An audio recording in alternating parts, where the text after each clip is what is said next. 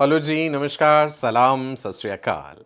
Wish you all a very very warm welcome to this wonderful platform. मैं आपका अपना doctor Sachin Kapoor एक बार फिर से आपके सामने हूँ जी, एक और बेहतरीन सेशन लेकर के फैकल्टी ट्रेनिंग प्रोग्राम के अंतर्गत ये वीडियो आपको कुछ बेसिक सी बातें बताएगा।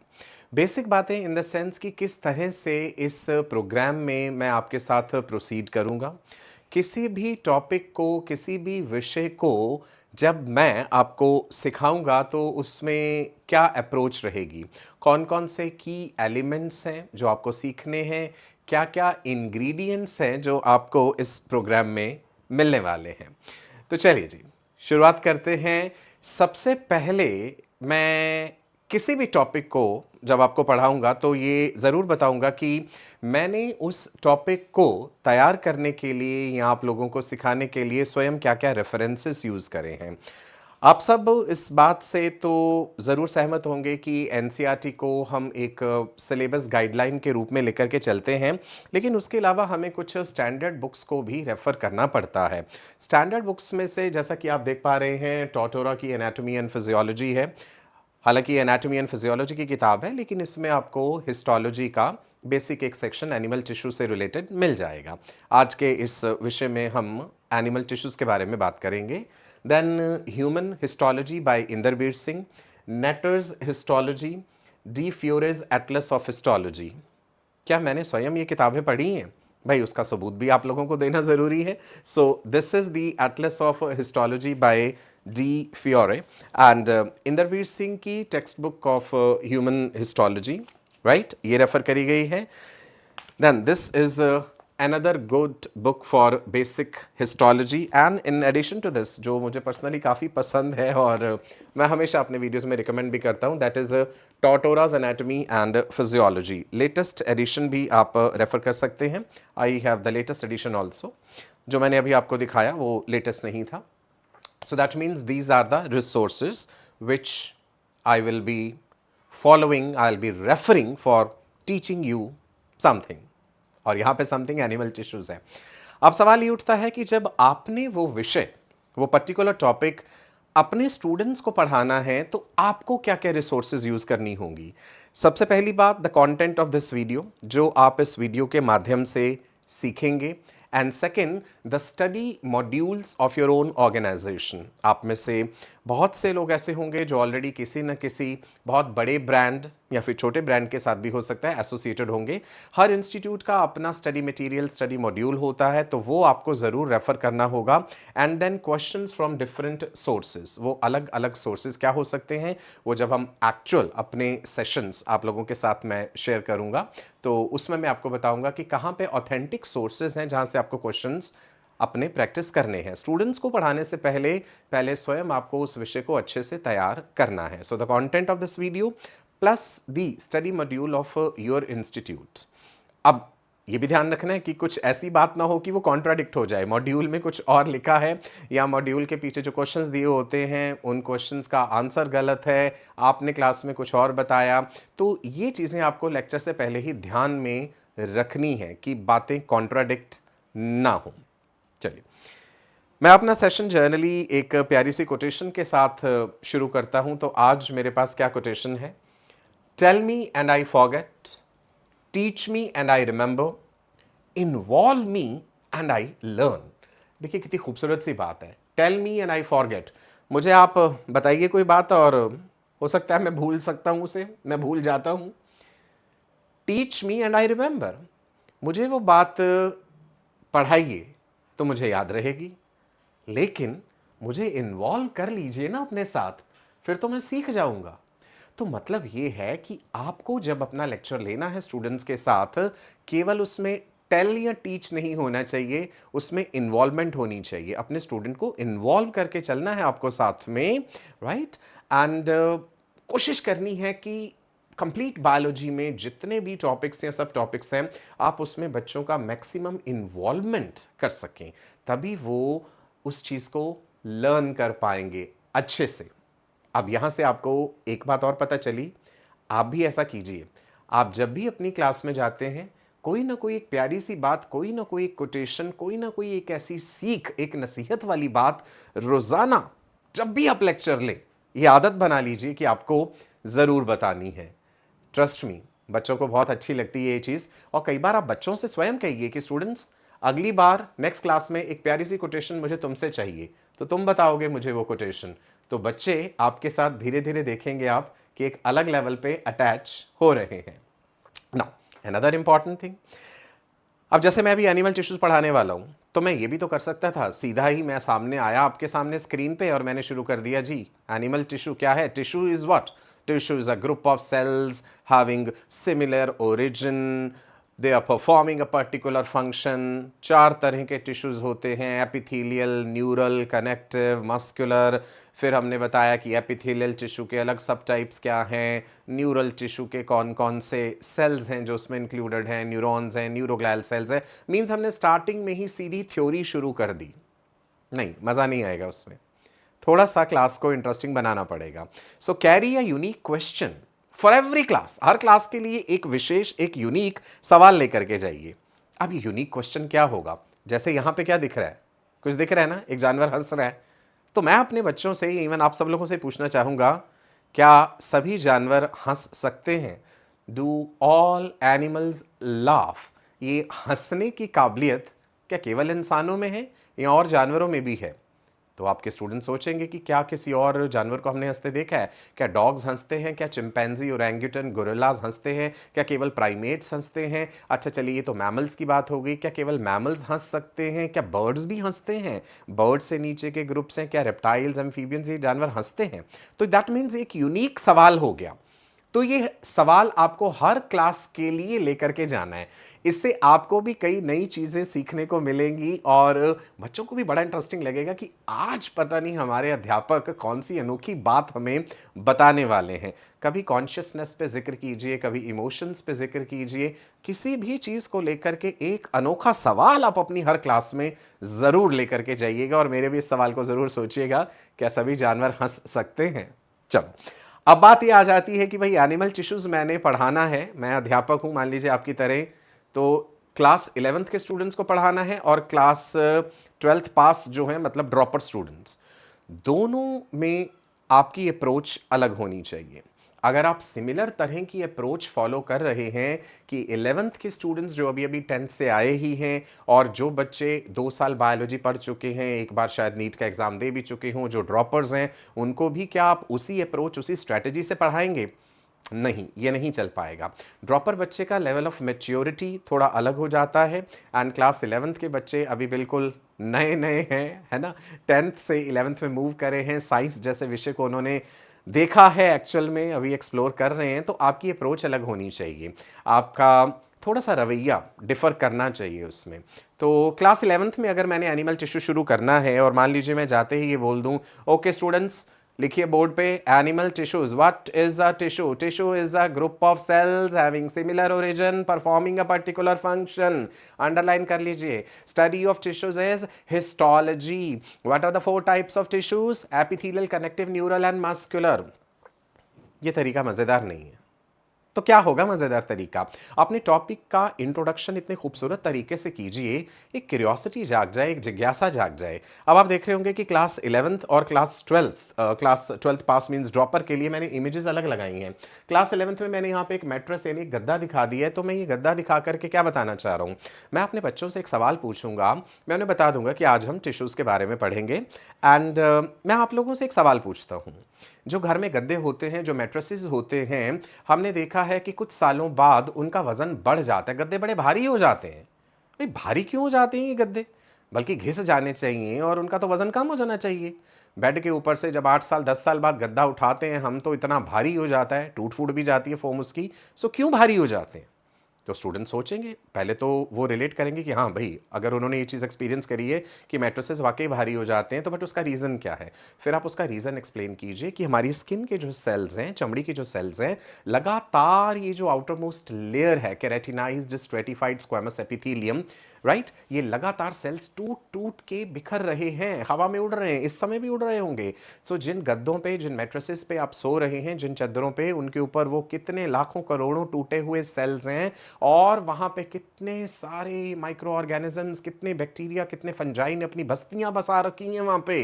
कभी उसका छोटा सा टुकड़ा लेके माइक्रोस्कोप के नीचे देखेंगे तो पता चलेगा। सो इस कारण उन गद्दों का वजन बढ़ जाता है। ठीक है जी। तो आपने रिलेट करने की कोशिश करी क्लास 11th के स्टूडेंट्स के लिए कि स्किन से लगातार सेल्स टूट रहे हैं। तो यहां से फिर हम बताएंगे कि skin outer most layer of the body है, ये प्रोटेक्शन का काम करती है, एक बाउंड्री है ये बाहर के एनवायरनमेंट और इंटरनल एनवायरनमेंट के बीच में। यहाँ पे एपिथीलियम है, AP means which is growing on the other tissues. So that means थोड़ा सा आपने इंटरेस्टिंग बना दिया उस चीज़ को। अब यही बात अगर हम क्लास 12th वाले स्टूडेंट को पढ़ा रहे हैं या ड्रॉपर बैच को पढ़ा रहे हैं तो थोड़ा सा अप्रोच आपको डिफरेंट रखना होगा कि वहाँ पे ड्रॉपर बैच को मैं किस तरह से इस चीज़ को रिलेट करके बताऊँ। तो जो ड्रॉपर बैच के स्टूडेंट्स हैं ऑलरेडी एनिमल टिश्यूज पढ़ चुके होंगे, एनिमल किंगडम भी पढ़ चुके हैं, फिजियोलॉजी भी पढ़ चुके हैं।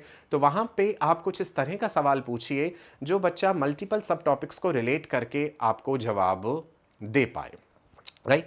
चाहे वो इस तरह का क्वेश्चन हो कि किडनी में जो नेफ्रॉन्स हैं, जो बोमेंस कैप्सूल आपने पढ़ा है, उसका काम क्या होता है और कौन सा एपिथीलियम वहाँ पे पाया जाता है, प्रॉक्सिमल कॉन्वोल्यूटेड ट्यूब्यूल में किस तरह का एपिथीलियम है, ह्यूमन रिप्रोडक्शन में फेलोपियन ट्यूब आपने पढ़ा, क्या होगा अगर फेलोपियन ट्यूब में सीलिया प्रेजेंट नहीं है। So what I mean to say is that introduce your topic in a very very interesting way, and you have to ensure the involvement of your students in the class. Students केवल आपको सुने नहीं कि सिर्फ सुनते जा रहे हैं, लिखते जा रहे हैं, सुनते जा रहे हैं, लिखते जा रहे हैं, नहीं।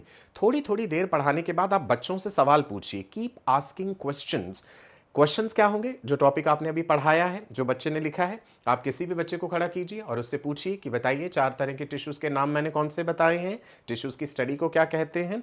तो रैंडमली ये चीज़ आपको करते रहना पड़ेगा। सिलेबस कंप्लीट करने के लिए निर्धारित समय होता है, I thoroughly understand that, but at the same time it is very important to involve your students, give them tasks. Homework भी ज़रूर देते रहिए। टास्क ये भी हो सकता है, अगर 15 मिनट मैंने पढ़ा दिया, आधा घंटा पढ़ा दिया, फिर मैं किसी भी स्टूडेंट को उठाऊंगा क्लास में से कि बेटा आप आइए, बोर्ड पे ये 4 चीज़ें लिख करके मुझे बताइए। बच्चे का कॉन्फिडेंस उसमें बढ़ेगा, है ना। एक प्लेटफॉर्म पे खड़े होकर के बोलना, लोगों को एड्रेस करना, इतने लोगों को फेस करना, उसके लिए वाकई में ही एक कॉन्फिडेंस चाहिए होता है। तो धीरे धीरे आप बच्चों में वो भी बिल्ड कर पाएंगे ना। You have to use creative approach. अपने सब्जेक्ट को इंटरेस्टिंग, दिलचस्प बनाने के लिए क्रिएटिव अप्रोच लगानी पड़ेगी।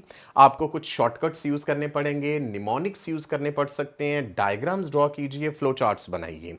एनिमल टिश्यू पढ़ते समय ठीक है जी, पूरी थ्योरी मैंने आपको पढ़ा दी, एक एक चीज़ लिखवा दी कि एपिथेलियल का फर्दर क्लासिफिकेशन क्या है, एपिथेलियल टिश्यू का, unilayered epithelium, multilayered epithelium, then simple squamous epithelium, then simple cuboidal epithelium, stratified के फर्दर सब टाइप सब लिखवा के पूरी थ्योरी में ढेर सारे पन्ने हमने भर दिए।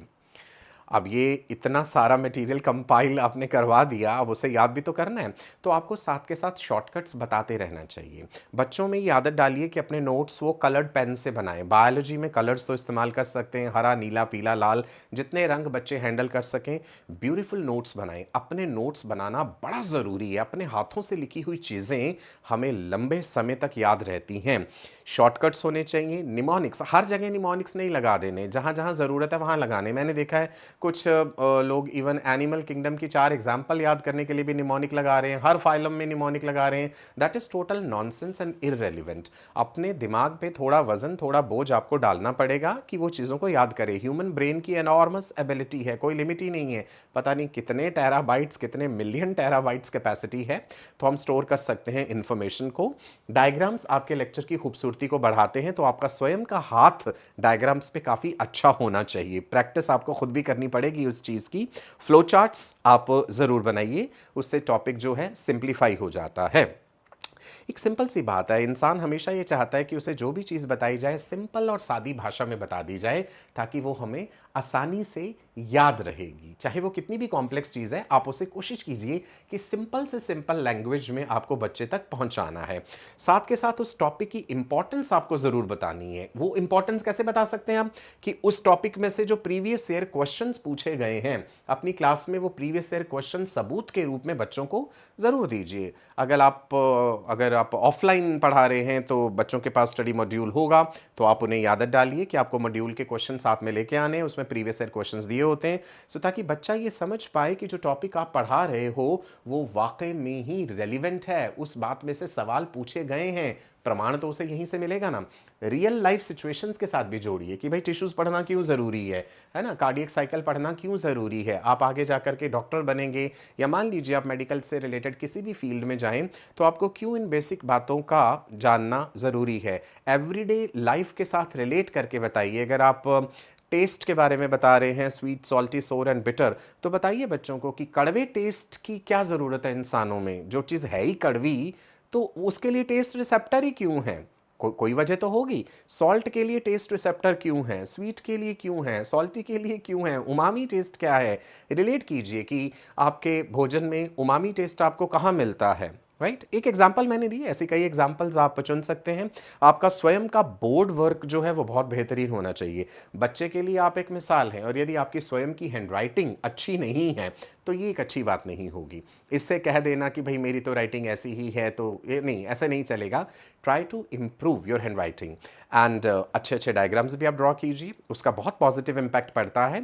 एंड अगर आपके पास स्मार्ट बोर्ड की सुविधा है, जैसे मेरे पास स्मार्ट बोर्ड है, तो वो तो बहुत ही बेहतरीन बात है। आप ब्यूटीफुल सी स्लाइड्स डिज़ाइन कीजिए। मेहनत लगती है, समय लगता है, इसे डिज़ाइन करने में भी समय लगा है, बट आपको धीरे धीरे प्रैक्टिस हो जाएगी तो आपके लिए उतना मुश्किल नहीं रहेगा। और ये तो आपकी पूंजी है, इन्वेस्टमेंट है, एक तरह से कह दीजिए। आपने एक बार बना लिया तो वो तो ज़िंदगी भर आपके काम आएंगी वो स्लाइड्स। तो ब्यूटीफुल सी स्लाइड्स आपको खुद सीखना है कि कैसे बनानी है। मैं आपको सिखाऊंगा कि कैसे इस तरह की बेहतरीन स्लाइड्स आप बना सकते हैं। तो बोर्ड वर्क आपका अच्छा होना चाहिए, ये बेसिक बातें हैं, ठीक है जी। सो जैसे अगर एनिमल टिश्यू का टॉपिक है, मैंने अगर पढ़ाना है आपको, तो मेरा ये अप्रोच रहेगा ताकि आप वो चीज़ें सीख पाएं कि अपनी क्लास में किस तरह से बेस्ट ऑफ द बेस्ट अपना आउटपुट देना है। बहुत सारी परेशानियां भी आती हैं, आएंगी जीवन में, बहुत लोगों को आ भी रही होंगी। डजंट वरी, परेशानियों से डरना नहीं चाहिए। चलिए, जब मेन मुद्दे पे आ जाते हैं कि अगर हमें टिश्यू टॉपिक पढ़ाना है तो किस तरह से हम इसको आगे लेकर के चलें। सपोज मैं क्लास 11th के स्टूडेंट्स के लिए पढ़ा रहा हूँ, तो सबसे पहले बेसिक सी बात आप सेल के बारे में बताएंगे। What is a cell? Cell is the basic structural and functional living unit of life. Cell के बारे में थोड़ी जानकारी बच्चों को ऑलरेडी होती है। So then you will be telling them that cells they group to form tissues, tissues they group to form organs, organs they group to form organ systems, organ system से फिर एक इंडिविजुअल बन जाता है, एक organism बन जाता है। ये लेवल्स ऑफ ऑर्गेनाइजेशन है। अब आप यहाँ पे एक सवाल पूछ सकते हो कि बेटा सपोज ये ऑर्गन है, ये हार्ट है, तो हार्ट में कौन कौन से टिश्यूज होंगे? क्या हार्ट में एपिथेलियल टिश्यू होगा? क्या हार्ट में न्यूरल टिश्यू होगा? क्या मस्कुलर टिश्यू होगा? क्या कनेक्टिव टिश्यू होगा? ऐसे किसी ऑर्गन की एग्जाम्पल ले लीजिए, तो बच्चा रिलेट कर पाए कि जब ऑर्गन कह दिया तो इट मीन्स कि इसमें अलग अलग तरह के टिश्यूज होंगे, है ना। देन टिश्यूज और एनिमल किंगडम कहीं ना कहीं रिलेट करने की कोशिश कीजिए कि लेवल ऑफ ऑर्गेनाइजेशन की जब हम बात करते हैं, फाइलम पॉरीफेरा में cell aggregate type of body plan है, सेलुलर लेवल है, वहां पे कोई टिश्यूज नहीं है। तो आप पूछिए बच्चों से कि भाई टिश्यूज की शुरुआत कौन से फाइलम से हुई है? क्या निडेरिया फाइलम में टिश्यू हैं? क्या निडेरिया में चारों तरह के टिश्यूज पाए जाते हैं? और टिश्यूज का ओरिजिन जब हम बात करते हैं, 3 जर्म लेयर्स हैं, ectoderm, mesoderm, endoderm. Dropper students को ऑलरेडी ये लेयर्स पता होंगी, क्लास 11th के स्टूडेंट्स को नहीं पता होंगी, इसीलिए मैंने कहा ना थोड़ा अप्रोच बदल जाता है। तो आपको थोड़ा सा फर्टिलाइजेशन, जाइगोट एंड देन गेस्ट्रुला बताना पड़ेगा, 3 जर्म लेयर्स बतानी पड़ेंगी। तीनों जर्म लेयर्स से अलग अलग तरह के टिश्यूज बनते हैं। Epithelial tissue develops from all the 3 germ layers. अब यहाँ पे भी बहुत से लोग गलती कर जाते हैं, वो ये कह देंगे कि एक ही एपिथेलियम जो है वही तीनों जर्म लेयर से बना है। ऐसा नहीं होता। शरीर के अलग अलग हिस्सों का एपिथेलियम अलग अलग जर्म लेयर से बन सकता है, कहीं पे एक्टो से, कहीं से मीजो से और कहीं से एंडोडर्म से। तो थोड़ा ओरिजिन के साथ रिलेट करना है। एक एम्ब्रियो जब मदर के यूट्रस में डेवलप हो रहा है तो उसमें सबसे पहला टिश्यू कौन सा बनता है, सबसे लास्ट में टिश्यू कौन सा बनता है। That means you have to add certain extra elements to your lecture. Interesting बनाना पड़ेगा उस चीज़ को। सिर्फ हम थ्योरेटिकल इंफॉर्मेशन के ऊपर अगर एम्फेसिस देते रहेंगे तो उससे काम नहीं चलेगा। ये आधार है, थ्योरेटिकल इंफॉर्मेशन तो आपकी ज़बरदस्त होनी ही चाहिए, there is no doubt in that. Spellings का भी ध्यान रखिए, किसी भी चीज़ का स्पेलिंग लिख रहे हैं तो आपको ध्यान रखना है। कई टीचर्स को मैंने देखा है एपिथेलियल टिश्यू को एपिडर्मल टिश्यू लिख रहे हैं। बॉटनी भी पढ़ा रहे होंगे साथ में, तो वो एपिडर्मल एपिडर्मिस, एपिथेलियल, एक ही बात कह दी भाई, ये गलत है technically. It is not epidermal tissue. Epidermis एक अलग चीज है, स्किन की एक लेयर है। एपिथेलियल टिश्यू एक अलग चीज है। एपिथेलियल और एपिथेलियम में क्या अंतर है, न्यूरल टिश्यू लिखना सही है या नर्वस टिश्यू भी कह सकते हैं, ये सारी बेसिक बातें आपको ध्यान में रखनी है। ये सिंपल एक इंट्रोडक्टरी वीडियो था, कह लीजिए एक डेमो वीडियो था, आपको ये बताने के लिए कि जब आप एक्चुअल में मेरा ये फैकल्टी ट्रेनिंग प्रोग्राम ज्वाइन करेंगे, हर टॉपिक को पढ़ाने से पहले क्या क्या एडिशनल एलिमेंट्स, क्या क्या इनपुट्स चाहिए उस टॉपिक को और इंटरेस्टिंग बनाने के लिए। देखिए आजकल का माहौल केवल ऐसा नहीं रह गया कि आपके यहाँ पे बहुत अच्छा ज्ञान है और आपने जाकर के वो ज्ञान बांट दिया। दुनिया ये चाहती है कि भाई जो आप हमें कह रहे हो उसे याद करवाने की जिम्मेदारी भी आपकी है। एज अ स्टूडेंट मैं ये चाह रहा हूं कि मुझे याद करवाने की जिम्मेदारी भी तुम्हारी है, विच इज एक्चुअली रॉन्ग है। तो ये गलत बात, याद तो आपको करना चाहिए, बट स्टूडेंट इतने ज्यादा निर्भर हो चुके हैं कि याद करवाने के भी तरीके बताओ। याद करवाने के अच्छे अच्छे तरीके हम बता सकते हैं, क्लास को और इंटरेक्टिव बना सकते हैं। बिकॉज अगर टीचिंग को एक प्रोफेशन माना है तो जिंदगी भर हमें इसमें रहना है, एंड अनडाउटेडली हमें एक world renowned, world famous, successful, wealthy teacher बनना है। तो ये सारी चीज़ें आपको फॉलो करनी पड़ेंगी। कुछ चीज़ें आप मुझसे सीखेंगे, कुछ नेचुरली आप देखेंगे आपके अंदर अपने आप डेवलप होती जाएंगी समय के साथ साथ। If you are ready to join hands with me, you are most welcome. Email ID दिया है मेरा drsachin@gmail.com। टेलीग्राम पे भी आप मुझसे संपर्क कर सकते हैं। जल्द से जल्द हम इस प्रोग्राम को लॉन्च करने जा रहे हैं। क्या स्ट्रक्चर रहेगा, फीस क्या रहेगी, सारी चीज़ें मैं आपके साथ जल्द ही शेयर कर दूंगा। आशा करता हूं ये वीडियो आपको अच्छा लगा होगा। कमेंट ज़रूर कीजिएगा और बाकी और लोगों के साथ शेयर कीजिएगा जो वाकई ही एक बेहतरीन टीचर बनना चाहते हैं। मैं आपका अपना डॉक्टर सचिन कपूर अब आपको नमस्कार कहता हूं जी। God bless you, stay blessed.